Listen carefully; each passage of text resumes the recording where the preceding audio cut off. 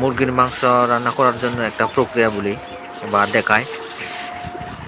মুরগির মাংসগুলো এই খড় দিয়ে পোড়ালে অন্যরকম একটা গ্রান বের হয়। প্রথমে হচ্ছে যে এই খড় দিয়ে এমনভাবে লাগাতে হবে যাতে সব কানে পুড়ে লাল হয়ে যায়। আবার খেয়াল রাখতে হবে বেশি পুড়ে গেলেও কিন্তু মুরগি রান্না করার সময় স্বাদ পাওয়া যায় না। একটা পরিমাণ মতো একটা দরকার। যেমন এই যে দেখেন আগুনে পুড়ে গিয়ে একদম লাল হয়ে গেছে মুরগিটা।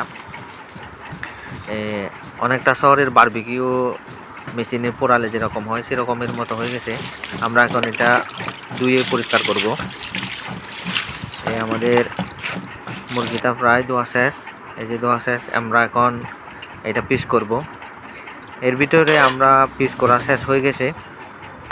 যাক, এখন রান্নার প্রক্রিয়া চলবে। এখন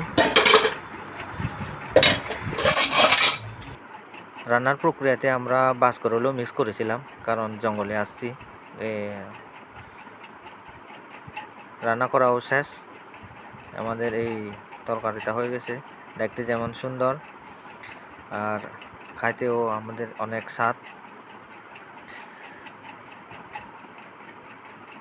এইভাবে যদি খেতে চান আপনারা বাসায় ট্রাই করতে পারেন, এভাবে খাওয়ার জন্য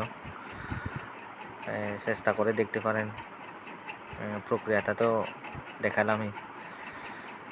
ধন্যবাদ।